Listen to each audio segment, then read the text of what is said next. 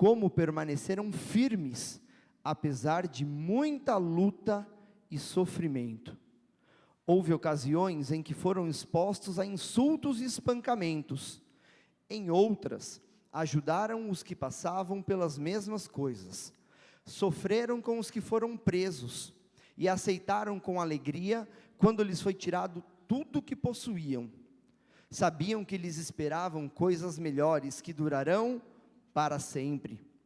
Portanto, não abram mão de sua firme confiança.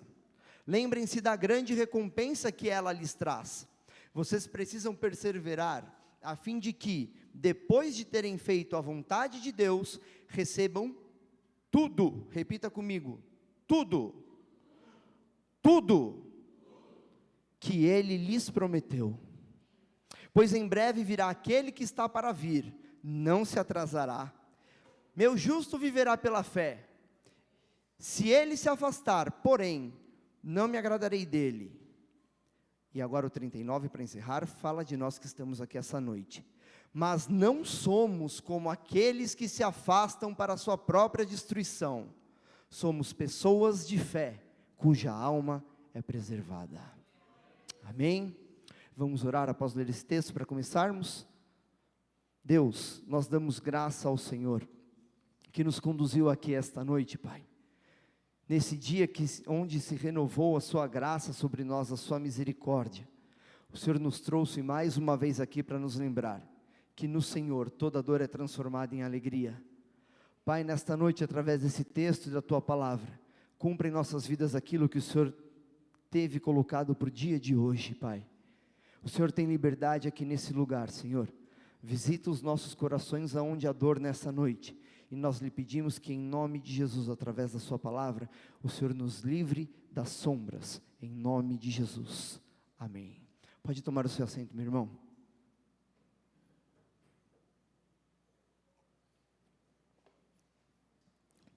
Dá um sinal para mim, só para eu saber se você tem estado aqui desde o primeiro dia dessa série. Amém?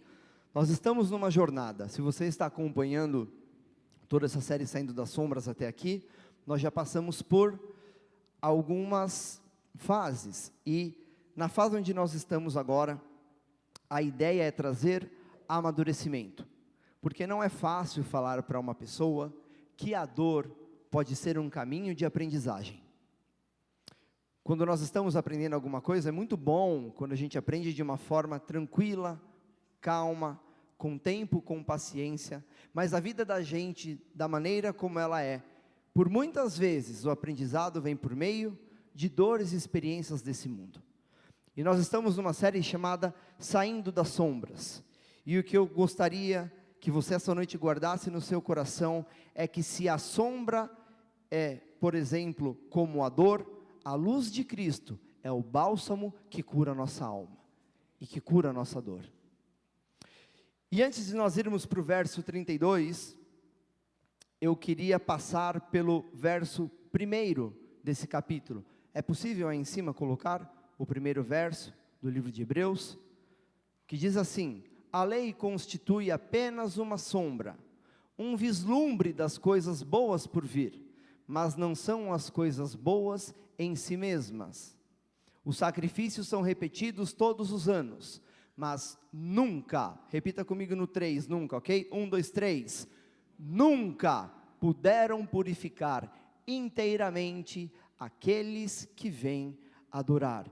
Em outras palavras, num breve resumo, é necessário entender antes de chegar no 32, que Cristo é a única solução definitiva para que a nossa dor se transforme em alegria. E não é só eu que digo isso, é a palavra que vem atestando isso no começo desse verso. Veja bem, lá no início, quando não havia Cristo, para que o povo pudesse estar em paz com Deus, era necessário sacrifício. E olha como as coisas aconteciam antigamente.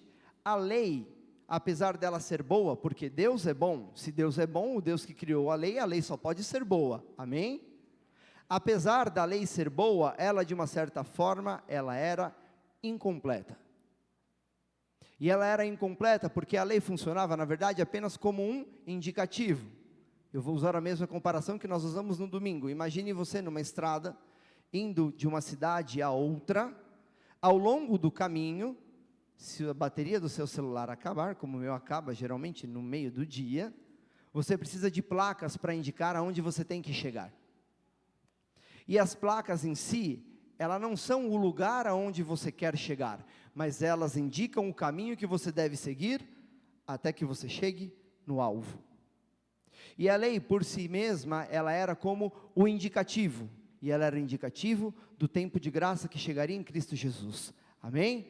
Então, quando nós olhamos para a lei, e esse texto, esse capítulo 10 de Hebreus começa dizendo isso, a lei, ela no entanto, apesar de ser boa, ela era insuficiente.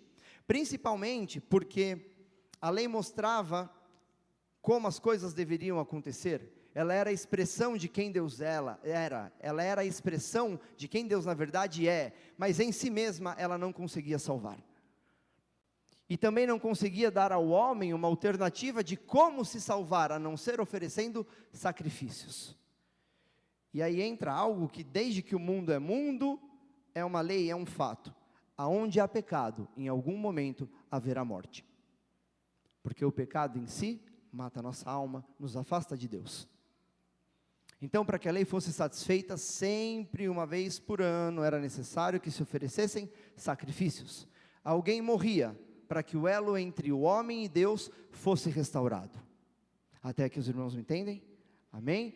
Então, a lei por si só, ela não conseguia salvar o homem, mas a chegada de Cristo muda tudo isso. E a chegada de Cristo é tão maravilhosa, e só Cristo poderia ser aquele que faria a lei ser substituída pela plenitude da graça, por uma situação bem interessante, sabe? A gente comentou que, agora há pouco, que as placas indicam aonde você tem que chegar, mas não são só apenas as placas que indicam onde você tem que chegar. Se você já saiu aqui da loucura da nossa capital, por exemplo, e foi até o litoral, não são só as placas que indicam a sua chegada, o cenário todo muda ao redor. Você percebe que o caminho, não só o indicativo muda, mas a atmosfera muda, aquilo que você vê muda. E quando você chega no alvo, você não só tem certeza que chegou porque as placas indicaram, mas porque dali para frente você passa a viver uma experiência e uma coisa diferente. E sabe, é incrível porque, enquanto no Antigo Testamento, primeiro o povo sacrificava, para depois entrar na presença e agradecer, depois do sacrifício de Cristo, agora nós entramos direto na presença de Deus, não para sacrificar, mas para agradecer o sacrifício que foi único, perfeito e eterno. Então é muito interessante, porque o livro de Hebreus, esse capítulo começa dizendo, primeiro, dessa mudança de cenário. Sabe, até o sacrifício de Cristo, uma vez por ano as pessoas sacrificavam, e em um certo período elas estavam em paz com Deus, mas o pecado vinha, porque se nós podemos ter uma certeza na nossa vida humana, é que o pecado vem para nos assolar, todos os dias. E com certeza, por vezes, em pouco tempo o povo já errava, e precisava esperar mais um ano, até fazer o sacrifício, e se renovar aquele período de paz com Deus. Mas depois da vinda de Cristo, por Cristo ter a natureza de Deus nele, quando ele se oferece em sacrifício, ele morre, mas a morte não é forte para prendê-lo na morte. Cristo, quando vem pela natureza de Deus que existe nele, mesmo sendo humano, se entrega, mas vence a morte, e por vencer a morte, seu sacrifício se torna eterno e perfeito diante de Deus. Sabe, nós temos acesso livre hoje a Deus, e isso é muito importante guardar e saber, antes de nós entrarmos no verso 32. Até aqui os irmãos me entenderam? Sim? Então, uma vez que nós temos a consciência de que Cristo abriu o caminho a Deus, e que nós somos então perdoados diante dele, nós vamos ao verso 32. Por favor, meninos, coloquem para mim por gentileza. E começa dizendo assim: lembrem-se dos primeiros dias, quando foram iluminados, e de como permaneceram firmes, apesar de pouca luta, é o que diz o texto? Sim? Apesar de quanta luta? Muita luta. Verso 33. Houve ocasiões em que foram expostos a insultos e espancamentos. Em outras, ajudaram os que passavam pelas mesmas coisas. Verso 34. sofreram com os que foram presos, e aceitaram com tristeza? Com alegria, quando lhes foram tirado tudo que possuíam. Sabiam que lhes esperavam coisas melhores, que durarão para sempre. A certeza que nós temos em Cristo, no seu sacrifício, é que toda dor, na verdade, é um espaço para que ela se transforme em algum momento em alegria. Acho que você não entendeu. Aqui nós temos pessoas que nunca passaram dores, amém? É isso? Não? Você já sentiu dor? Você já sentiu a dor de uma perda de alguém? Já sentiu a dor de não ter tido mais uma chance para fazer alguma coisa que você queria fazer? Já sentiu a dor de deixar uma oportunidade escapar? Já sentiu a dor do tempo ter passado e você ter pensado, perdi tempo aqui, não volta mais? A dor de ter feito um investimento errado, talvez uma economia de uma vida inteira e ela não retornar? Se você que está aqui já passou por isso, glória a Deus, essa mensagem é para você. Toda dor é a oportunidade de ser transformado em um período de alegria. Toda dor. Mas tem um detalhe, e é aqui que começam os segredos dessa noite. Volta no verso 32 para mim, por gentileza. Lembrem-se dos primeiros dias, quando foram o quê? Quando nós saímos da sombra, é que nós começamos a perceber que nós estávamos em um período ou um processo de dor. Não foi percebido um processo de dor quando se estava nas sombras, e aqui o texto é claro, quando nós somos iluminados, sabe? Quando nós conhecemos a Jesus, é que nós passamos a perceber as trevas em que nós estávamos mergulhados. E isso é normal, porque dentro da escuridão, você não enxerga nada, nem o tamanho do buraco que você estava, nem largura, nem profundidade, nem que existe uma luz no final. Mas quando Cristo aparece, Ele nos livra das sombras. Sabe, se nós estamos nas sombras, e o mundo vive em trevas, logo a gente não vai ser perseguido, logo nós não teremos dores, porque se nós estamos apagados junto com o resto, então nós estamos como todos queríamos que nós estivéssemos. Mas quando nós passamos a brilhar e enxergar através da luz de Cristo, essa luz começa a mudar as situações. É a primeira situação que muda, a nossa própria. Quando o Espírito Santo ilumina o nosso entendimento, ilumina a nossa mente, nós passamos a ser colocados em um período de confronto. E nesse período de confronto, quando nós enxergamos a luz de Cristo, duas questões importantes aparecem. Primeira, nós precisamos de redenção. Se nós estamos num período de escuridão, num período de trevas, logo nós precisamos da luz, e a luz é o Salvador. E sabe, irmãos, aqui não existe meio termo. Eu digo que não existe meio termo, porque, agora vou usar meu lado professor, tá? Em realidade, a escuridão ela não existe. A escuridão é o nome que se dá para a ausência de luz. O que existe é a luz de Cristo. E se porventura ela sumir, a ausência da luz traz o conceito que nós chamamos de escuridão. Sabe, a escuridão por si só, ela só prevalece se a luz de Cristo não estiver ali. Por isso não existe meio termo entre entender se nós precisamos de um Redentor ou não. Ou nós estamos na escuridão, achando que o nosso caminho é o correto, ou nós encontramos a luz, nos convertemos do mau caminho e seguimos juntos para Cristo. Essa é a primeira questão que aparece quando nós somos iluminados. A segunda questão, se eu preciso de um Redentor, outra pessoa no mundo também precisa desse Redentor.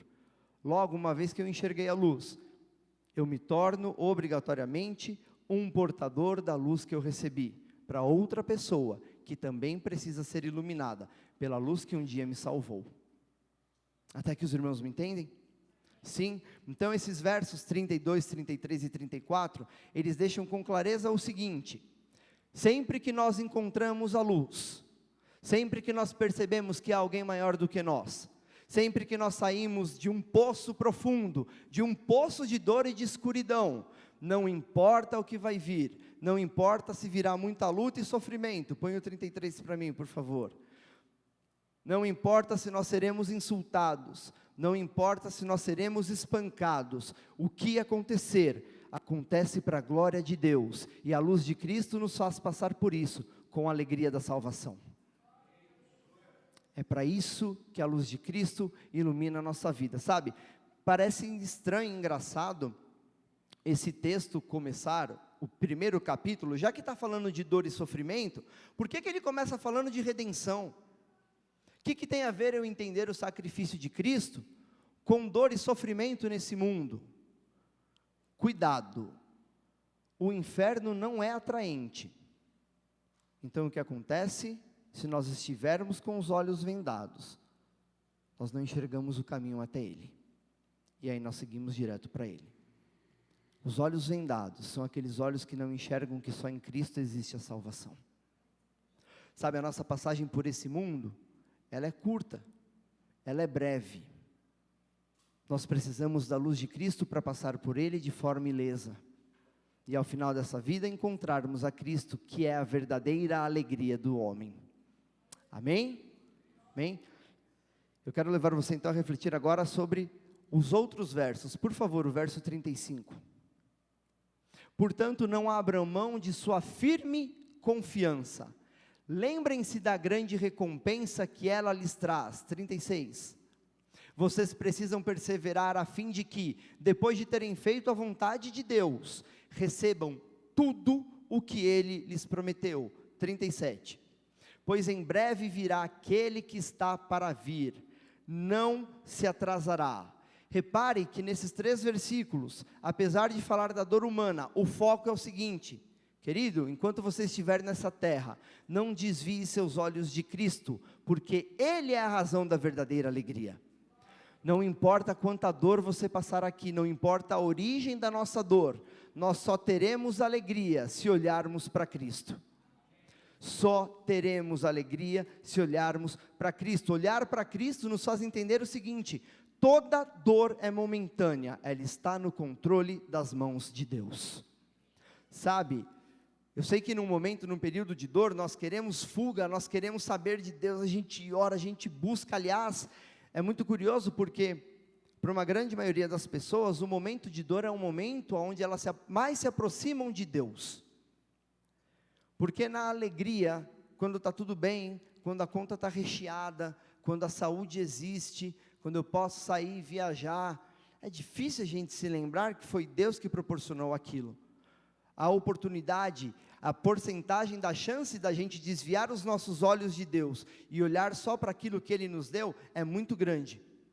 Mas quando aquilo que Deus deu acaba, nós não temos mais para lugar nenhum para olhar, senão para aquele que é o dono de todas as coisas.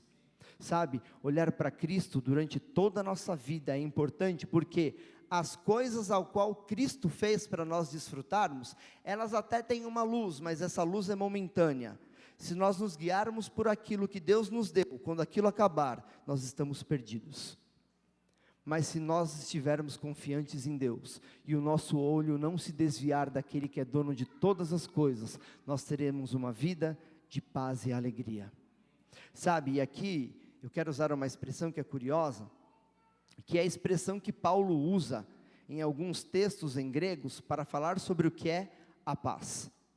Alguns textos de Paulo, mesmo escrito em grego, a palavra paz, quando ele escreve, ele não escreve em grego, ele usa o termo hebraico para paz que se chama shalom. Paz em grego é traduzido pela palavra eirene. Mas Paulo faz isso propositalmente, porque há uma diferença entre como os gregos enxergavam a paz e como os filhos de Deus enxergavam a paz. Para o grego, que vivia em guerra, que tinha o ser humano e a estrutura humana como algo belo e algo a ser admirado, para o grego a paz era a ausência de guerra, e é isso que a palavra eirene quer dizer. O grego usava essa palavra quando queria dizer que eles estavam em período que não tinham que sair para conquistar nada, eles estavam em paz na terra que era deles. Mas para os filhos de Deus, a paz se traduz na palavra shalom, que não quer dizer ausência de guerra, quer dizer paz mesmo em meio aos conflitos.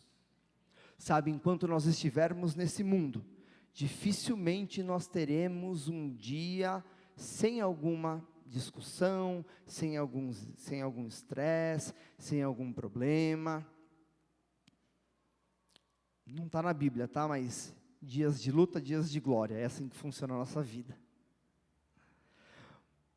Mas o Shalom quer dizer que mesmo no dia de luta, mesmo nesse dia, tenha paz. Deus está conosco todos os dias, até a consumação dos séculos. Deus está conosco em todos os momentos, no dia que nós estamos muito bem porque tudo deu certo, e no dia que nós estamos muito mal porque tudo que a gente pôs a mão deu errado.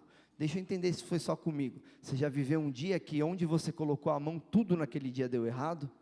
Já viveu? É muito doido esse dia, né? O ônibus quebra, aí você pega o outro ônibus, ele atropela um cachorro, você desce do outro ônibus, chove. Fala, meu Deus, o que aconteceu hoje, não é mesmo? Não aconteceu nada. Deus só está te ensinando que Ele deu graça para você viver mais um dia e enxergar Ele, mesmo no meio da dor. Sabe, nesse período dessa série Saindo das Sombras, o principal que nós precisamos entender, a marca de um cristão maduro, é entender que dor e sofrimento não é castigo. Dor e sofrimento não é porque eu pequei, meu Deus, hoje eu pequei. Irmão, se a gente fosse sofrer só no dia que a gente pecou, a gente ia estar sofrendo desde o primeiro dia que era bebê até o último dia que ia morrer. Porque, segundo a palavra, nós já nascemos e não nascemos puro, desde que nós nascemos. A dor e o sofrimento é mais uma chance para Deus mostrar que Ele continua conosco todos os dias. Os textos aqui, nesses versículos no livro de Hebreus, eles mostram que não eram aqueles que estavam em pecado que eram afligidos.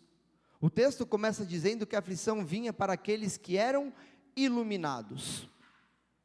Era para esses que a dor chegava, era para esses que a dor vinha. Sabe, estejam certos de uma coisa, quando nós estamos em Cristo, a dor não passa. Porque tudo que passa a uma hora volta. A dor, na verdade, é transformada em alegria e oportunidade de Deus agir mais uma vez. Por isso, Deus é o único que tem poder, através de Jesus, em transformar a dor em alegria. Deus é o único que, mesmo num período de sombras, usa aquelas sombras para mostrar mais uma vez que Ele brilha e brilha como o sol da justiça. Amém? Para nós terminarmos, versos 38 e 39, por gentileza. Hebreus 38. Meu justo viverá pela fé. Se ele se afastar, porém, não me agradarei dele. Mas não somos como aqueles que se afastam para a sua própria destruição. Somos pessoas de fé, cuja a alma é preservada. Olha as riquezas que existem nesses dois últimos versículos. Primeiro, que ali já demonstra a maturidade do cristão, e ali a gente consegue, na verdade, ver quem é o cristão maduro. Aquele que está imaturo, na luta, ele se afasta de Deus. O imaturo na luta pensa, meu Deus, foi só eu me achegar a Deus, tudo começou a dar errado. Melhor eu parar e voltar um pouquinho. Sabe, irmãos, para aquele que escolheu avançar, voltar não é uma opção. Voltar sequer é uma opção. Sabe, pode ser que nós não estamos completamente transformados, mas saiba de uma coisa, um passinho que você deu naquele dia para avançar como cristão, você já saiu do zero. Voltar não é uma opção. Continue a jornada, porque a transformação não é feita do dia para a noite. A transformação com Cristo é através de relacionamento. É através de dia a dia com Cristo. Pense nos seus relacionamentos humanos. Você não sai falando seus problemas para todas as pessoas. Você não sai expondo as suas dificuldades para qualquer um. As pessoas, na verdade, aprenderam o hábito nas redes sociais de mostrar uma vida que não existe. E sabe, se a gente não está acostumado a se relacionar com aquela pessoa que posta uma foto lá em Cancún, num sol maravilhoso, a gente vai achar que a vida dela é uma vida de capa de novela. Mas quando a gente tem relacionamento com as pessoas, por exemplo, e a gente olha aquela pessoa que mostrou aquela foto bonita no Facebook, mas a vida dela não é daquele jeito, a gente só sabe que não é porque nós estamos nos relacionando com ela. A vida com Cristo é uma vida de relacionamento. Enquanto nós não nos relacionarmos diariamente com Ele, nós não vamos amadurecer como cristãos. A nossa tendência vai ser fugir de Cristo. Tentar fugir das coisas certas, porque talvez se eu fugir do que é certo, eu pare de ser perseguido. Deixa eu te dar uma notícia, irmão, é exatamente isso que vai acontecer. Parabéns pelo seu pensamento. Quando você fugir do que é certo, as lutas vão parar. Não porque agora você está certo, mas porque você passou a estar errado como todo mundo. Você voltou para a sombra. Para quem vai para frente, voltar não é nem uma opção. Nós precisamos amadurecer no relacionamento com Cristo, porque só com um relacionamento maduro com Jesus, nós seremos aquele tipo de pessoa do verso 39, nós não seremos aqueles que se afastam para a própria destruição, pelo contrário, nós seremos pessoas de fé, e aí vem a parte mais linda desse texto, cuja alma é preservada. Deixa eu lhe contar uma curiosidade sobre a palavra preservação. De novo lá do professor, da biologia. Vocês já ouviram falar que alguns países preservam algumas florestas, não é mesmo? Preservam algumas matas. Como é que funciona a questão da preservação? A gente larga lá e deixa a vida levar? É assim? Como funciona a preservação? Eu acompanho de perto. Eu cuido como se fosse a coisa mais importante que existe. Quando eu acordo é a primeira coisa no que eu penso. Quando eu vou dormir é a última coisa que eu confiro. E mesmo quando eu não estou perto, eu estou preocupado se aquilo está bem. Se nós formos pessoas de fé, a nossa alma será preservada. Ela será cuidada pelo próprio Deus. O próprio Deus tomará conta dela. O próprio Deus tomará conta de nós, se nós formos pessoas de fé. Confiantes em Deus, e aí vem o grande segredo, não é confiar só em Deus quando as coisas estão tudo bem, nós precisamos nos atentar a uma questão, nós precisamos de menos emoção e de mais evangelho, menos emoção e mais evangelho, a emoção é algo muito instável, enquanto hoje ela te preserva, amanhã ela te destrói, o evangelho é verdadeiro, ele não promete que nós não teremos luta, mas ele promete o shalom, mesmo no meio da luta. Deus está no controle de todas as coisas. Nós precisamos de menos emoção e de mais evangelho, de menos promessas vazias e mais vontade de mudança. Porque se nós acreditarmos que Deus está conosco todos os dias, Ele será conosco e nós viveremos com Ele até a consumação dos séculos. Amém, meus irmãos? Eu peço que você fique de pé nessa noite, para nós encerrarmos. Nós podemos perceber que nós estamos com uma marca madura no cristianismo, quando nós realmente estivermos maduros, para dizer a frase, tudo coopera para o nosso bem. Porque se nós estivermos no evangelho maduro, esse tudo significa realmente tudo. Que quando as coisas estão indo bem, isso coopera para o nosso bem. Mas quando as coisas estão difíceis, isso também coopera para o nosso bem. Que quando nós estamos naquele emprego que, nossa, finalmente é o que eu esperei, isso está cooperando para o meu bem. Mas quando agora eu estou desempregado e dependendo de Deus, isso também coopera para o meu bem. Que quando eu estou naquela família que está saudável, que tudo está acontecendo certo, meu Deus, olha, 2 filhos e um cachorro e está tudo bem, eu estou indo viajar, que delícia, isso coopera para o bem. Mas que quando eu estou aqui, passando um perrengue dentro de casa, com mulher, com esposa, com filho, com quem seja, isso também coopera para o nosso bem. A marca do cristão maduro é entender que a dor é uma oportunidade de Deus transformá-la em alegria. Que a dor é um período que não é colocado para a morte daqueles que confiam em Deus, que na verdade é um período onde a sua fé vai te levar a um processo onde a sua alma será preservada no meio do processo, e no final das contas nós sairemos cristãos mais maduros. Sabe, eu comentei algo na semana passada, no encerramento de quinta-feira, que O bebezinho, quando nasce, ele não abre o olho logo de cara. Na verdade, nossos bebês já estão nascendo na versão 2.0, na verdade, né? Antigamente eram 2, 3 meses até eles abrirem o olho. Minha avó contava que os bebês nasciam, eles amarravam que nem um casulo, os coitados ficavam tudo amarrado, 3 meses, assim, não sei o motivo até hoje, mas ficava amarrado. E quase não abria o olho logo de cara. Sabe, quando o bebezinho nasce, que ele estava lá dentro da barriga da mamãe, onde ainda estava tudo muito escuro, ele só tinha lampejos de luz. Na hora que ele vem para fora, ele precisa abrir o olho e enxergar a luz. Aquele processo no início é um pouco doloroso, a luz incomoda os olhos, ele não consegue perceber muitas das formas.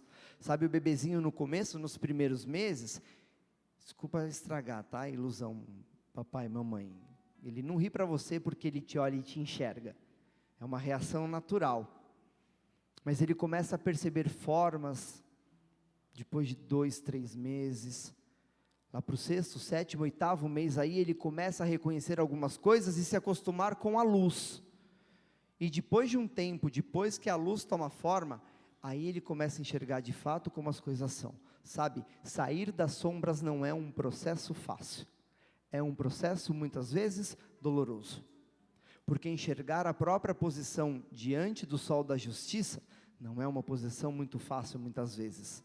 A luz confronta quem nós éramos nas sombras, e muitas vezes nas sombras, nós éramos pessoas que nós não queríamos que os outros vissem quem nós éramos, mas acredite em mim, se você tiver fé, e passar por esse processo de sair das sombras, quando você chegar na luz, toda dor é transformada em alegria, amém?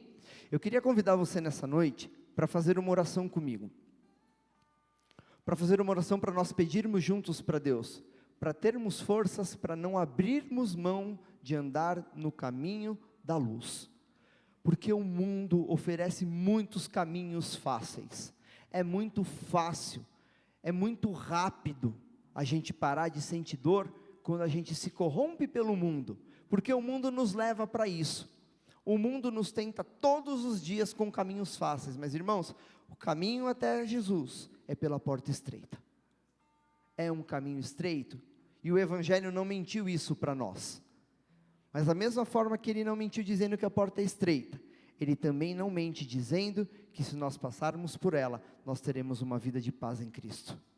Então eu quero te convidar a orar nessa noite, para que Deus nos faça forte para não perdermos as oportunidades que Ele nos traz, forte para a gente não trocar essa oportunidade por desespero, porque no desespero nós fazemos coisas que não são agradáveis aos olhos dEle.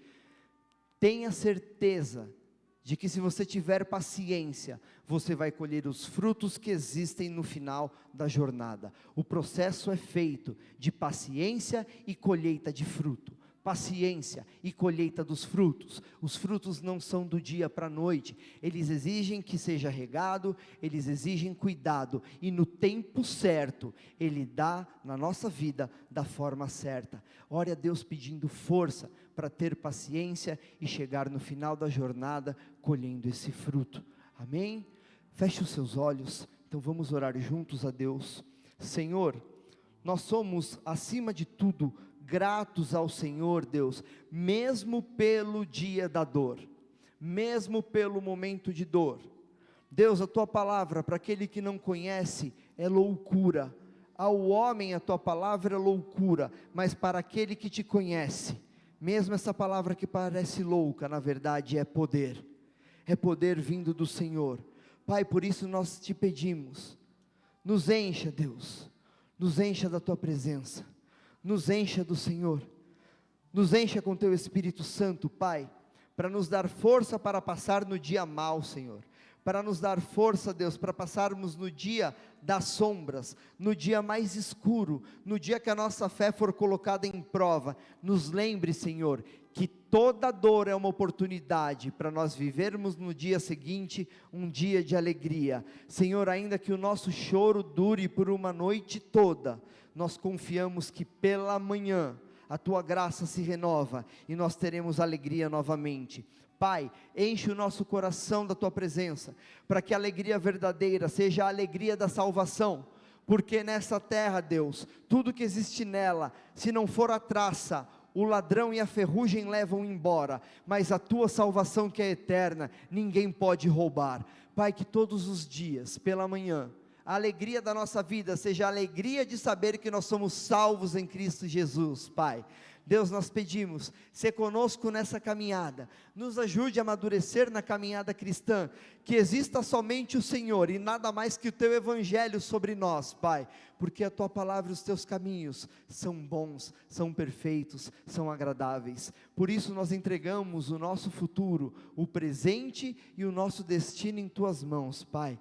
Toma ele, toma conta dele, Senhor, porque nós sabemos que se estivermos em Tuas mãos, o Senhor nos livra do caminho das sombras para a maravilhosa luz. Nós agradecemos por tudo e entregamos essa oração a Ti, crendo que já recebemos do Senhor a melhor porção e toda boa parte, em nome de Jesus, amém. Glória a Deus. Deus abençoe, irmãos.